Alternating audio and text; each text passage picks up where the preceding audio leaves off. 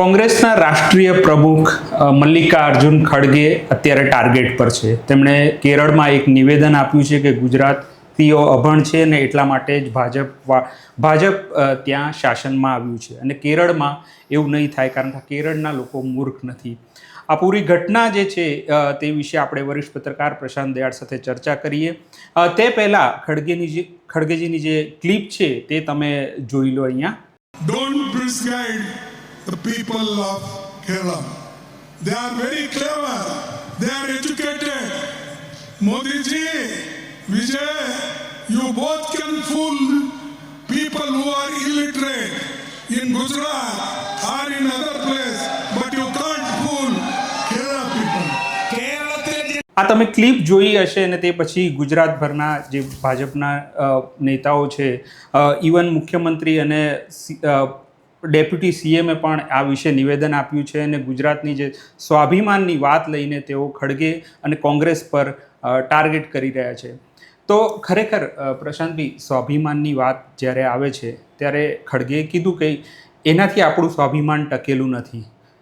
બહુ બધી વાતો એવી છે કે જેના પર ગુજરાતનું સ્વાભિમાન ટક્યું છે, એની પર વાત નહીં થતી. હમણાં થોડા દિવસ પહેલાં જ્યારે ગેસનો બાટલા કે પેટ્રોલની વાત આવી હતી ત્યારે આટલા ઝડપથી સરકાર તરફથી નિવેદન નહોતા આવ્યા અને હવે આવ્યા છે. ઓબ્વિયસલી આ અપમાન છે, પણ એનું જે કંઈ કહેવાની વાત છે આમની એ બહુ ઝડપથી પ્રતિક્રિયા આવી છે. આ રાજકારણ થઈ રહ્યું છે. મૂળે તો પહેલાં તો કિરણ કહી દઈએ કે ખડગે જે બોલ્યા છે એ નિંદનીય છે, ચલાવી લેવાય એવું નથી. એક ગુજરાતી તરીકે ગુજરાતીઓ અભણ છે એવું સાંભળીને મને પણ ખરાબ લાગ્યું અને કોઈ પણ ગુજરાતીને આ ખરાબ લાગવું જોઈએ. હું ગુજરાતી શબ્દનો પ્રયોગ કરું છું એટલે માત્ર જેમની માતૃભાષા ગુજરાતી છે એવા નહીં, પણ ગુજરાતમાં જે લોકો રહે છે એ તમામ માટે અપમાનજનક છે કે ગુજરાતના લોકો કે ગુજરાતીઓ અશિક્ષિત છે. ખડગેનું આ નિવેદન આ સમયમાં આવે છે કે જ્યારે ગુજરાતની અંદર પંચાયતની અને કોર્પોરેશનની ચૂંટણી છે. આ પહેલી વખત નથી થયું. આ અગાઉ પણ જ્યારે જ્યારે ચૂંટણી આવે છે ત્યારે કોંગ્રેસના કોઈને કોઈ નેતા આ પ્રકારનો ભાંગરો વાટે છે. કોંગ્રેસીઓ એવું માનતા હોય કે આ કેરળના સંદર્ભમાં બોલાયેલું વાક્ય છે, છતાં ગુજરાતને માટે અપમાનજનક શબ્દનો પ્રયોગ ચોક્કસ થયો છે. તમે કેરળમાં લોકો શિક્ષિત છે એના વખાણ કરો તો કોઈ વાંધો નથી. આખા દેશમાં સૌથી વધુ શિક્ષણનું પ્રમાણ કેરળમાં છે. કેરળના વખાણ થાય તો કંઈ વાંધો નથી, પણ કેરળને તમે શિક્ષિત બતાડવા માટે ગુજરાતને અશિક્ષિત કહો, ગુજરાતીઓને અશિક્ષિત કહો, એ જરા પણ ચલાવી શકાય તેવું નથી. ભારતીય જનતા પાર્ટીના નેતાઓ, પ્રદેશ પ્રમુખ જગદીશ વિશ્વકર્મા, ગુજરાતના મુખ્યમંત્રી ભૂપેન્દ્ર પટેલ, નાયબ મુખ્યમંત્રી હર્ષ સંઘવી અને ઘણા બધા કલાકારો આ વાતનો વિરોધ કરી રહ્યા છે. પણ મને એવું લાગે છે કે આ મામલે ગુજરાત કોંગ્રેસના નેતાઓએ પહેલાં બોલવાની જરૂર હતી કે ખડગે જે બોલ્યા છે, ગુજરાતના સંદર્ભમાં બોલ્યા છે, એ ખોટું છે અને આ ગુજરાતીઓનું અપમાન છે એવું કોંગ્રેસના નેતાઓએ બોલવાની જરૂર હતી. પણ સવાલ એવો છે કે એમના રાષ્ટ્રીય અધ્યક્ષ છે એટલે અહીંયા સ્થિતિ એવી છે કે મારો રાષ્ટ્રીય અધ્યક્ષ કે મારી પાર્ટીનો માણસ ખોટું બોલે, ખોટું કરે તો પણ મારે નહીં બોલવાનું. એ કોંગ્રેસની માનસિકતા કોંગ્રેસને પતનના આરે લઈ જઈ રહી છે. આમ તો હવે ગુજરાતમાં કોંગ્રેસનું પતન થવાનું કંઈ બાકી નથી. હવે જમીન ઉપર સૂઈ ગયેલી એક ડેડ બોડી જેવી આ પાર્ટી બની ગઈ છે. પણ હવે કોંગ્રેસ તો ન બોલી, પણ એના તીવ્ર પ્રત્યાઘાત ભારતીય જનતા પાર્ટીએ આપ્યા. આપણે મને એવું લાગે છે કે 30-30 સેકન્ડના વિડીયો પણ બતાડી દઈએ કે જગદીશ વિશ્વકર્માએ શું કહ્યું, ભૂપેન્દ્ર પટેલે શું કહ્યું, નાયબ મુખ્યમંત્રી હર્ષ સંઘવીએ શું કહ્યું. આ ત્રણેયના વિડીયો આપણી ટીમને કહીશ કે પહેલાં બતાડી દઈએ. કોંગ્રેસના રાષ્ટ્રીય અધ્યક્ષ મલ્લિકાર્જુન ખડગે ગુજરાતના લોકો વિશે જે નિવેદન કર્યું છે તે અત્યંત આપત્તિજનક અને દુર્ભાગ્યપૂર્ણ છે. તેમણે આ નિવેદન કરીને 6.5 કરોડ ગુજરાતીઓનું તો અપમાન કર્યું જ છે, સાથે સાથે પૂજ્ય મહાત્મા ગાંધીજી અને સરદાર સાહેબની પાવન ધરતીની ગરિમાને પણ ઠેસ પહોંચાડી છે. તેમનું આવું શરમજનક નિવેદન चुनाव में कांग्रेस गुजरात को निशाना क्यों बनाती है? हर बार गुजरातियों को गालियां क्यों देते हो? आखिर इस नफरत की जड़ क्या है खड़गे जी? आज आप ये बता दो. ગુજરાતની 6.5 કરોડ જનતા કોંગ્રેસના રાષ્ટ્રીય અધ્યક્ષ મલ્લિકાર્જુન ખડગે અને કોંગ્રેસીઓને પૂછવા માંગુ છું કે ગુજરાત પ્રત્યે એટલું ઝેર કેમ? વારંવાર ગુજરાતીઓને જ કેમ ટાર્ગેટ બનાવવામાં આવે છે? ગુજરાત અને ગુજરાતીઓને તેમની આટલી બધી ઈર્ષા શેના માટે છે? કેરળની ચૂંટણીના ઉન્માદમાં કોંગ્રેસના રાષ્ટ્રીય અધ્યક્ષ મલ્લિકાર્જુન ખડગેજી ભાન ભૂલ્યા છે ત્યારે ચૂંટણી પ્રચાર દરમિયાન ખડગે દ્વારા ગુજરાતીઓને અભણ અને મૂર્ખ કહેવામાં આવે છે.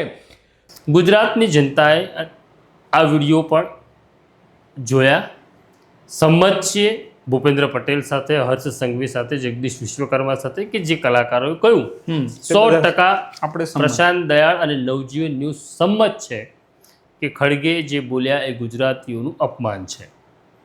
પણ કોઈ આવીને આપણને ગાળ દઈ જાય એટલે આપણું અપમાન છે? હું અપમાનની વાત નથી કરતો, હું આપણા સ્વાભિમાનની વાત કરું છું. આપણા સ્વાભિમાનના ઘણા બધા એવા મુદ્દા છે કે જ્યાં આપણને નુકસાન થયું પણ આપણે મૌન રહ્યા, કારણ કે એ કોંગ્રેસવાળા નહોતા બોલ્યા અથવા કોંગ્રેસવાળાએ નહોતું કર્યું. આ દેશમાં, આ દેશને સરદાર અને ગાંધી જેવા બે સપૂતો, બે મહાન, બે બહાદુર યોદ્ધાઓ આ ગુજરાતે આપ્યા છે. આ ગુજરાતીઓનું ખમીર છે. ગુજરાતીઓની વાર તહેવારે ભલે મશ્કરી થતી હોય, ખોરાકને લઈને, ભાષાને લઈને, વેપારને લઈને, પણ છતાં મહાત્મા ગાંધી એકમાત્ર એવી વ્યક્તિ છે જે ગુજરાતી હોવાની સાથે કે વિશ્વના 70 દેશોમાં ગાંધીની પ્રતિમાઓ લાગેલી છે. અને જે અંગ્રેજોને એમણે ભગાડ્યા એ બ્રિટનની સંસદ બહાર પણ ગાંધીની પ્રતિમા છે. આ આપણું સ્વાભિમાન છે. તો આપણા સ્વાભિમાનને ક્યારે ક્યારે ઠેસ પહોંચી? તો ઠેસ પહોંચવાના બહુ બધા કારણો છે. સરદારે 562 રજવાડાઓનું વિલીનીકરણ કરી એક ભારતનું નિર્માણ કર્યું. ખાલી ગુજરાતીઓ માટે સરદાર ગૌરવ નથી, આ દેશ માટે સરદારે ગૌરવરૂપ કામ કરી ગયા. આ દેશને એક કરવાનું કામ કરી ગયા. કોંગ્રેસનું શાસન હતું ત્યારે મોટેરા સ્ટેડિયમને જેને આપણે ઓળખીએ છીએ એનું સાચું નામ છે સરદાર વલ્લભભાઈ પટેલ સ્ટેડિયમ. સરદાર વલ્લભભાઈ પટેલ સ્ટેડિયમ ગૌરવ છે આપણું. પણ એક માણસને તુક્કો આવે છે અને દેશી ભાષામાં કહું તો કેટલાક લોકો જીવતા જગતિયું કરે છે. પોતાનું શ્રાદ્ધ જીવતા જ કરી નાખે કે મિત્રોને જમાડી દો, સગા સંબંધીને જમાડી દો, મારા ગયા પછી મારા સગાવાલા કે મારા બાળકો મારું શ્રાદ્ધ કરશે કે નહીં. આવો વિચાર મને એવું લાગે છે કે નરેન્દ્ર મોદીને આવ્યો, જીવતા જગતિયાનો, કે મારા મર્યા પછી મારું નામ કોઈ આપે તો મને ક્યાં ખબર પડશે. અને એમણે સરદાર વલ્લભભાઈ પટેલ સ્ટેડિયમનું નામ બદલાવ્યું અને એનું નામ નરેન્દ્ર મોદી સ્ટેડિયમ કરી નાખ્યું. ત્યારે આ મુખ્યમંત્રી, આ નાયબ મુખ્યમંત્રી, આ જગદીશ વિશ્વકર્મા કે આમાંનો એક ભાઈડો જે પોતાને પટેલ નેતા કહેવડાવે છે કે પોતાને ગુજરાતી કહેવડાવે છે, એનામાં હિંમત નહોતી કે નરેન્દ્ર મોદી તમે ગુજરાતીઓનું અને દેશનું અપમાન કરી રહ્યા છો. સરદારનું નામ ભૂસીને પોતાનું નામ મૂકવું એ માત્ર અપમાન નથી, એ મહાપાપ છે. પણ એક પણ ભારતીય જનતા પાર્ટીનો ભાઈડો એવું ન બોલ્યો કે તમે આ મહાપાપ કરી રહ્યા છો. અને ત્યારે આપણું અપમાન થયું એવું આ ભાજપના નેતાઓને કે આ પટેલ નેતાઓને ન લાગ્યું. અફસોસ કરવાની જરૂર છે. આ બધાએ રાત્રે સૂતી વખતે પોતાની છાતી ઉપર હાથ મૂકી આ બધા નેતાઓએ પૂછવાની જરૂર છે કે સરદાર વલ્લભભાઈ પટેલનું નામ કાઢી નરેન્દ્ર મોદીનું નામ મૂક્યું ત્યારે આપણે કેમ ચૂપ રહ્યા? કેમ આપણે ડરી ગયા કેમ આપણી બોલવાની હેસિયત નહોતી. ખડગેએ જો અપમાન કર્યું છે તો નરેન્દ્ર મોદીએ પણ અપમાન કર્યું છે. એ બોલવાની આ ગુજરાતી નેતાઓમાં હિંમત નહોતી. એટલે એ રીતે જ જે તમે આમ કહો છો કે ગુજરાતીઓનું અપમાન છે, એમ આપણા એક વૈશ્વિક નેતામાં નહેરુનું પણ નામ લેવાય છે. તો નહેરુના કિસ્સામાં બી ઘણું બધું આપણા નેતાઓ તરફથી કહેવાય છે. થોડા જ વખત પહેલાં ભાજપના પ્રમુખ છે એમણે પણ નહેરુ વિશે જે રીતના વાત કરી હતી જે શબ્દોમાં, એ એવું લાગે આપણને કે ભાઈ આ બહુ જ મોટું અપમાન છે. પણ તેમ છતાં એ રીતે નથી જોતા. એ કોંગ્રેસી નેતા તરીકે જ નહેરુને જુએ છે. સરદાર હોય, ગાંધી હોય, નહેરુ હોય કે એ હરોળના જે નેતા છે એ કોઈ પાર્ટીના નેતા નહોતા. એક્ઝેક્ટલી. બરાબર છે. તો આમ તો સરદાર પણ કોંગ્રેસી હતા, ગાંધી પણ કોંગ્રેસી હતા, નહેરુ પણ કોંગ્રેસી રહ્યા. કોંગ્રેસના પહેલા વડાપ્રધાન હતા. પણ એણે જે કર્યું છે એને તમે ગાળ દો. આજે એવું છે કે આજે હું જે કામ કરું છું, આવનારી 25 વર્ષની પછીની પેઢી હશે નવજીવન ન્યૂઝની, એનું એવું લાગી શકે કે મેં મારો આજે નિર્ણય લીધેલો 2026માં ખોટો હતો. તો ખોટું પણ હોઈ શકે, પણ મેં આજના પરિપ્રેક્ષમાં એ નિર્ણય કર્યો. હવે સવાલ એવું છે કે આ બહુ નાના નેતાઓ છે જેમને આ સમજ નથી. આ જ પાર્ટીના વાજપેયી, અટલ બિહારી વાજપેયી એક એવો કદાવર નેતા, સત્તાથી કોઈ કદાવર થતો નથી. હું કાલે વડાપ્રધાન થઈ જાઉં, રાષ્ટ્રપતિ થઈ જાઉં, એનાથી યુએનનો પ્રમુખ થઈ જાઉં, એનાથી હું કદાવર થતો નથી. કદાવર થવા માટે કાળજું જોઈએ. અને કદાવર તો એ છે કે જે બીજાને મોટો કરે ને, એ કદાવર નેતા છે. કોઈને કાપી નાખે, કોઈની લીટી ભૂસી નાખે, એને કદાવરતા ન કહેવાય. એને તો અસલામતીથી ભર્યો જીવતો માણસ કહેવાય. નહેરુ એ પહેલા વડાપ્રધાન હતા અને નહેરુ પહેલા વડાપ્રધાન હોવાને કારણે ભારત સરકારની કચેરીઓમાં નહેરુની તસવીરો લાગતી હતી. પણ જ્યારે જનતા મોરચાનું શાસન આવે છે, બધા જ પક્ષો ભેગા થઈ કોંગ્રેસને હરાવે છે અને કેન્દ્રમાં જનતા મોરચાની સરકાર બને છે અને અટલ બિહારી વાજપેયી વિદેશ પ્રધાન થાય છે, અને જ્યારે એ પોતાની વિદેશ પ્રધાનની ઓફિસમાં જાય છે ત્યારે દિવાલો જોવે છે, કારણ કે એ ઓફિસમાં બહુ વખત આવી ચૂક્યા હતા સાંસદ તરીકે. ત્યારે એ પોતાના સચિવને પૂછે છે કે અહીંયા એક તસવીર હતી, એ તસવીર ક્યાં છે? એટલે એ સચિવ સંકોચ સાથે એવું કહે છે કે હા, એ તસવીર હતી, એ અમે હટાવી લીધી. વાજપેયી પૂછે છે કોની તસવીર હતી અહીંયા? તો એ કહે છે નહેરુજીની તસવીર હતી, પણ હવે તો સરકાર બદલાઈ ગઈ છે એટલે અમે હટાવી લીધી. અને વાજપેયી કહે છે કે તસવીર પાછી લગાવી દો. નહેરુએ જે કર્યું આ દેશ માટે એ ભૂલાય એવું નથી. તો આ કદાવર નેતા કહેવાય કે વિરોધ પક્ષ, કોંગ્રેસ વિરોધ પક્ષમાં છે, પણ એક વિરોધ પક્ષ નહીં, એ દેશના પહેલા વડાપ્રધાનની તસવીર પોતાની ચેમ્બરમાં લગાવે છે. તો આ કદાવરતા કહેવાય, આ તાકાત કહેવાય, આ કાળજું કહેવાય, આ બહાદુરી કહેવાય. અહીંયા તો એવું છે કે જાહેર ખબર આપવી હોય તો સૌથી મોટો ફોટો પહેલાં સાહેબનો હોવો જોઈએ, એના કરતાં નાનો સીએમ સાહેબનો હોવો જોઈએ, એના કરતાં નાનો પછી ડેપ્યુટી સીએમનો હોવો જોઈએ, જેનું ફંક્શન છે એનો બિચારો મકોડા જેટલો ફોટો છપાય. તો તસવીરો છપાવવાથી કે મોટા થઈ જશો? કોઈ ઇમારતોને નામ આપી દેવાથી કે બ્રિજને નામ આપી દેવાથી જીવતા જીવ તમે નામ આપી દો તો કદાવર થઈ જશો. માયાવતીએ ઉત્તર પ્રદેશમાં આ જ ધંધો કર્યો હતો, તો એનાથી થોડું કદાવર થઈ જવાય પોતાની પ્રતિમાઓ મૂકવાથી. ગાંધી તો પ્રતિમાનો વિરોધી માણસ હતો.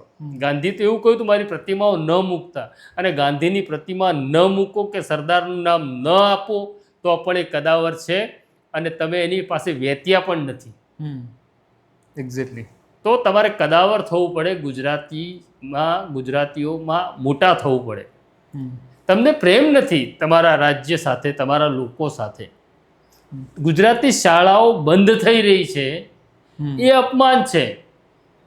આજે મારા દીકરા કે દીકરીઓને હું અંગ્રેજી માધ્યમમાં નાખું છું, ગુજરાતી સ્કૂલો બંધ થઈ રહી છે, એની એક ગુજરાતી તરીકે સરકારે ચિંતા કરવાની જરૂર છે.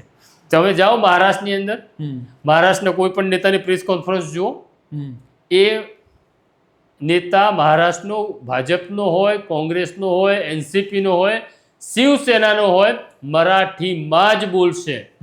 તમારે બાઇટ લેવી હોય તો લો, તમે વિશ્વની કોઈ પણ મોટી ચેનલ હોય તો પણ અમે અંગ્રેજી નહીં બોલીએ, અમે હિન્દી નહીં બોલીએ, અમે મરાઠી બોલીશું.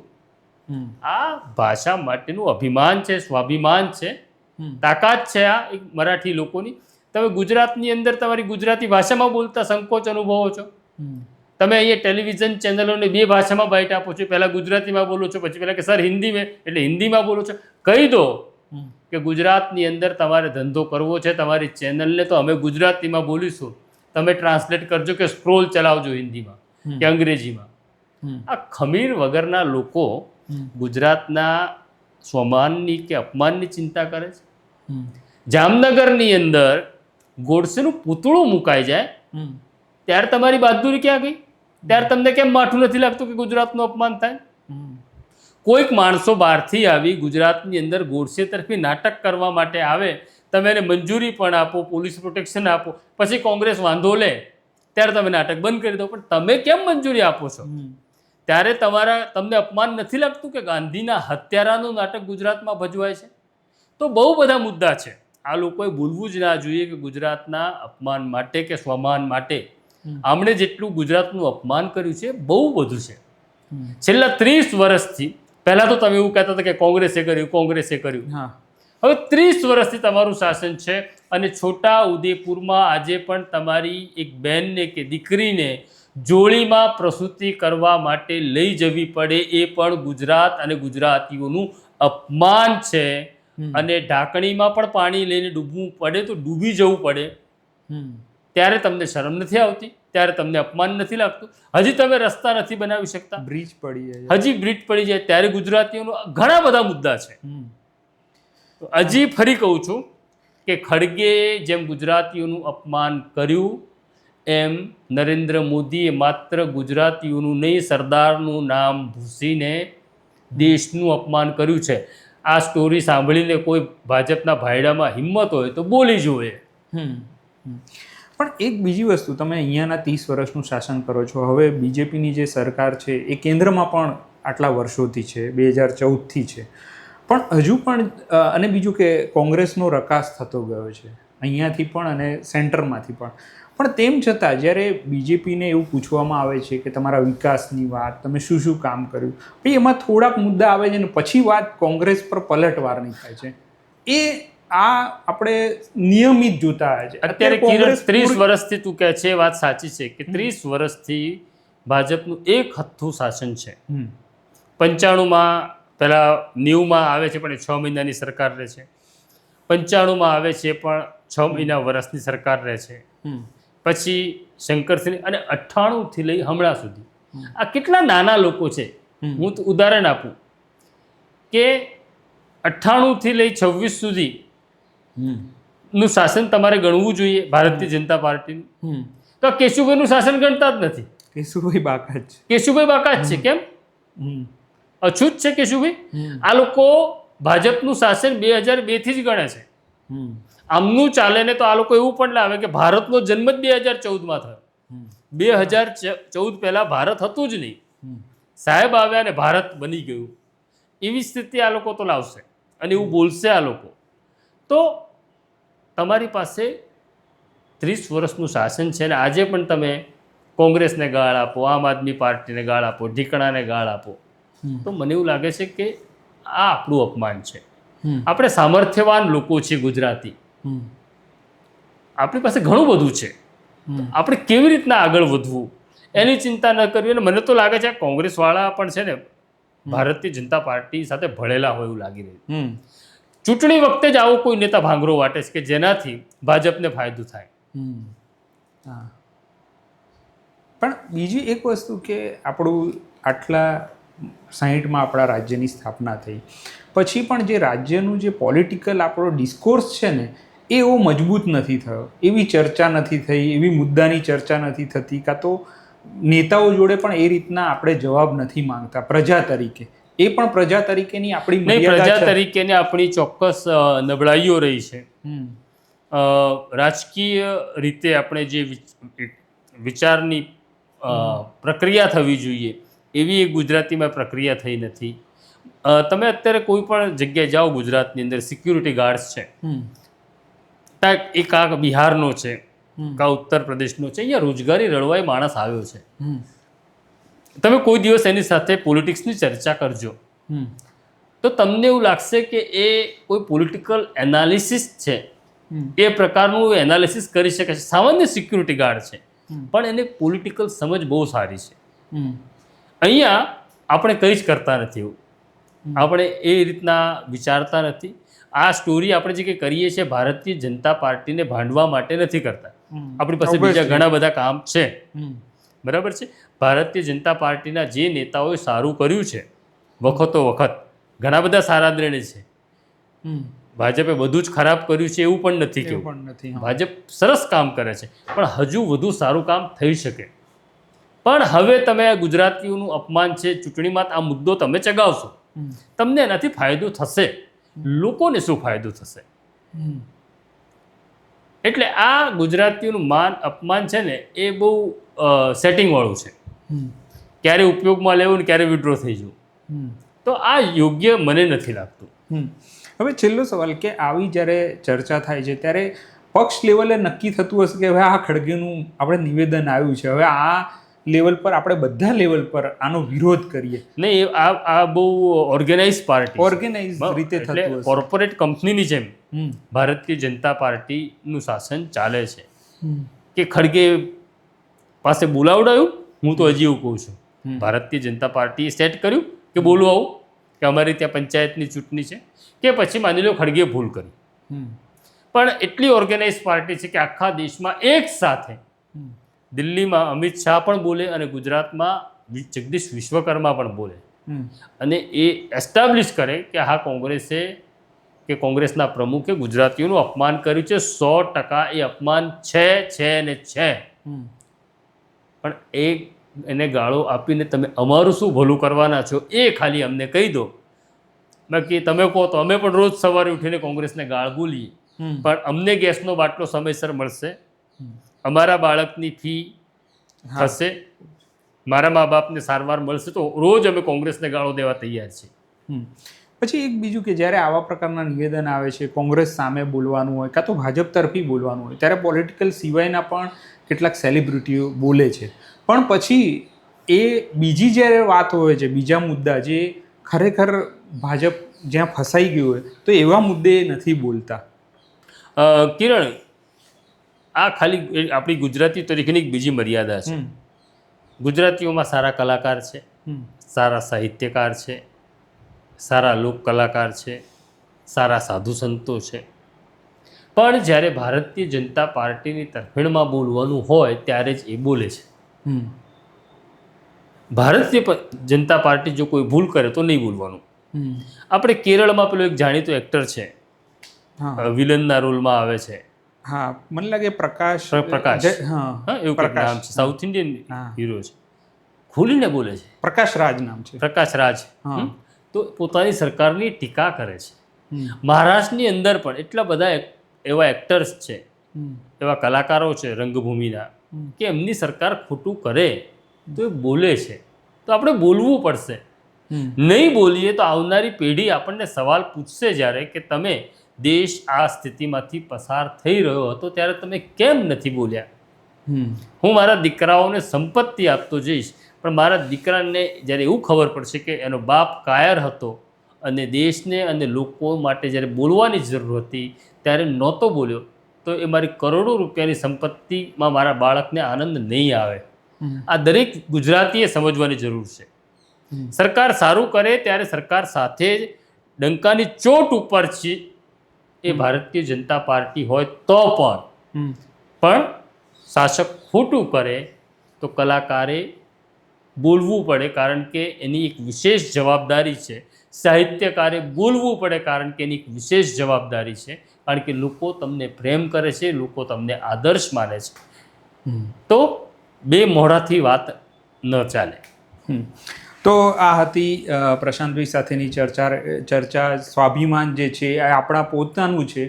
એ કંઈ ખડગે કહેતા હોય ને ખડગે આપણું અપમાન કરે, એ અપમાન જરૂર છે, પણ એનાથી આપણે એના સિવાયની પણ ઘણી વાતો છે જે ગુજરાતીઓ અપમાનજનક છે, ગુજરાતીઓ માટે અપમાનજનક છે, તે વાત પ્રશાંતભાઈએ કરી. આ પ્રકારની ચર્ચા અમે લઈને આવતા રહીશું. અત્યારે મને ને પ્રશાંતભાઈને રજા આપશો. અમારી ચેનલને જરૂરથી સબસ્ક્રાઈબ કરો. નમસ્કાર.